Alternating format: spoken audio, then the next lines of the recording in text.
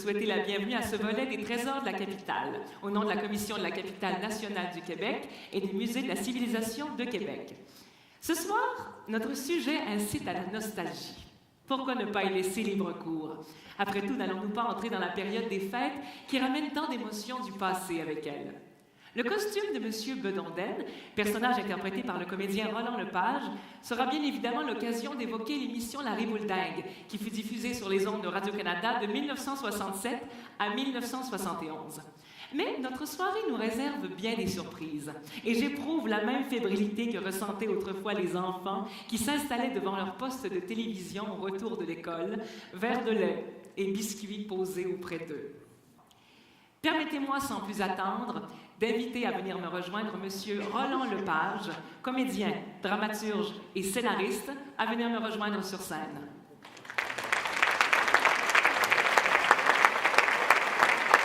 Bonsoir, M. Lepage.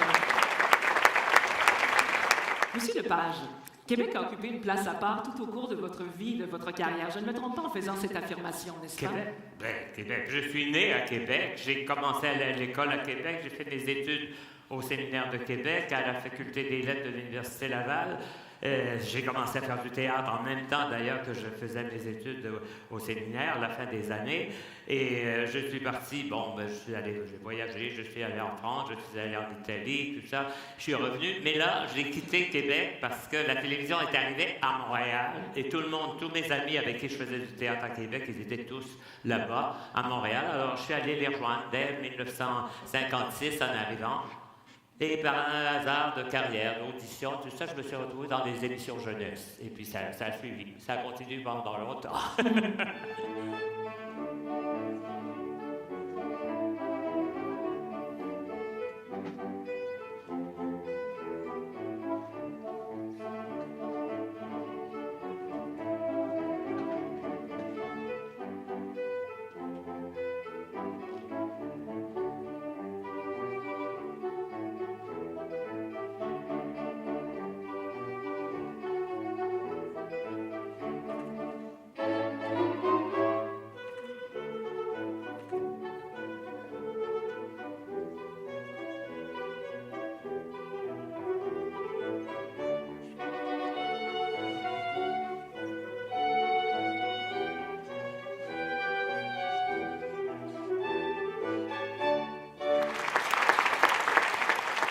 Bonsoir, Madame Laforge.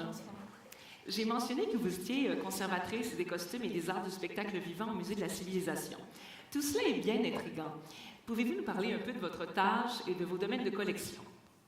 Bien sûr. Alors, mon travail de conservatrice au Musée de la civilisation est assez varié. Je travaille d'abord au développement de la collection dans les secteurs qui me sont attribués, les textiles, dont le costume, les arts du spectacle vivant, ainsi que tout le domaine de la vie communautaire religieuse. Parallèlement, je travaille aussi sur des projets d'exposition. Mon rôle de conservatrice au sein des équipes d'exposition est précisément de documenter les thèmes choisis en proposant des objets issus de la collection du Musée de la civilisation ou de d'autres musées, de les documenter, d'écrire les textes de présentation des objets. Enfin de l'espace! J'ai été si longtemps prisonnier! Oh oui, vous avez fait un long séjour avec des milliers de vos semblables. Oh oui, enfin je respire. Si longtemps prisonnier d'un étau de chiffon. Oh, mais j'ai des bras! Et puisque vous avez des jambes, déplacez-vous et laissez-moi un peu de place.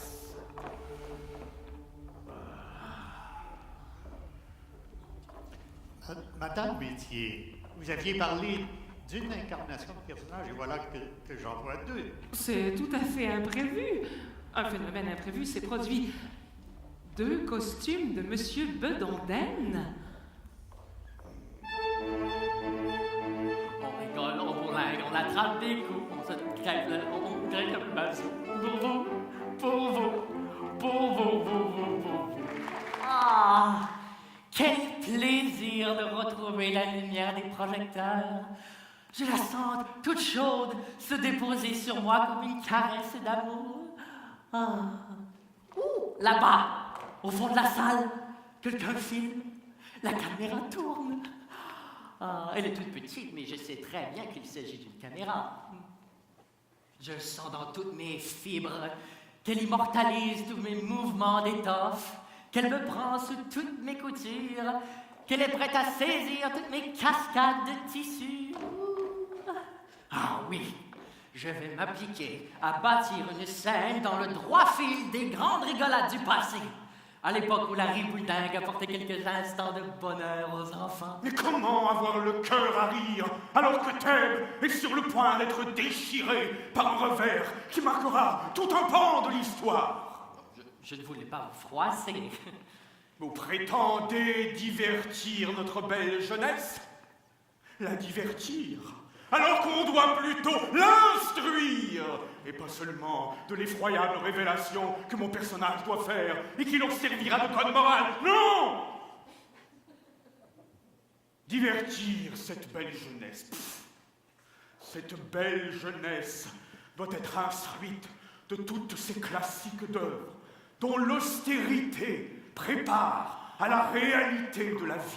Ils auront bien le temps d'y être confrontés, ces pauvres enfants. Pourquoi les laisserait-on pas être insouciants à l'âge de l'insouciance? Oh, c'est bien le langage d'un pauvre costume de saltimbanque. Je me levais tous les matins à 5 heures pour commencer à écrire jusqu'à 8 heures, puis de déjeuner, puis j'allais répéter le matin, puis le soir, en revenant, j'écrivais, je me couchais à 10 heures. Comme ça, j'ai fait ça pendant des mois. Ça n'arrêtait pas.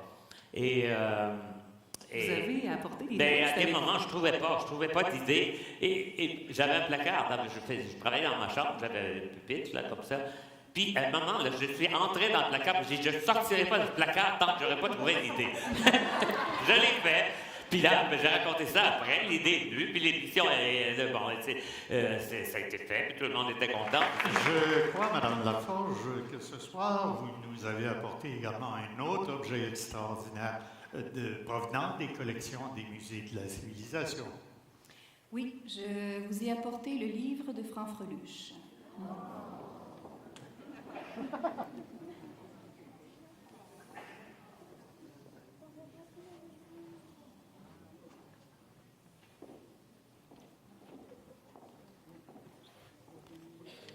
Alors, Fanfreluche était une poupée qui se mêlait de toutes les histoires qu'elle pouvait lire dans son grand livre.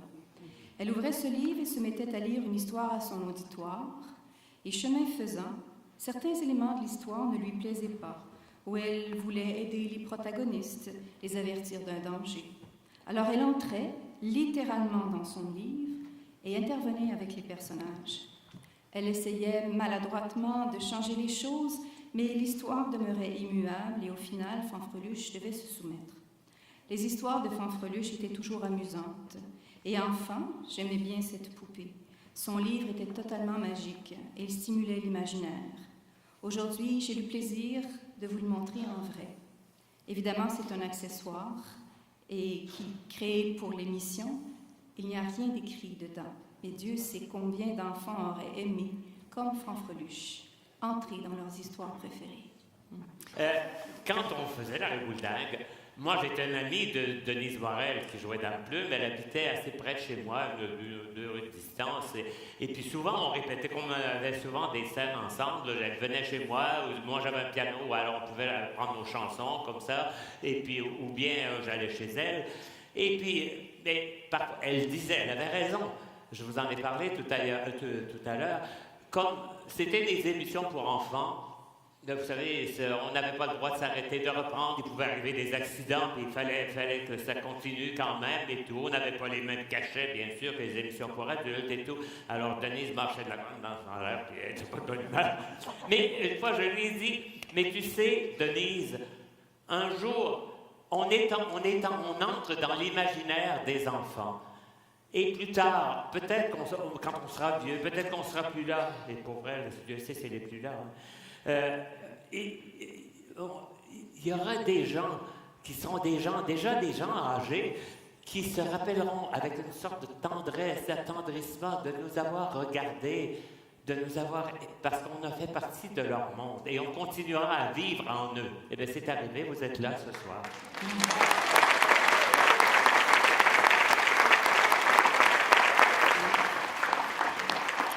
À tous, une merveilleuse période des fêtes. Vivez bien le présent, tel que veut le feu la philosophie à la mode, mais gardez une petite place pour les souvenirs des Noëls passés. Et selon la formule de notre série, après les applaudissements, vous êtes conviés à nous rejoindre sur scène en montant de ce côté.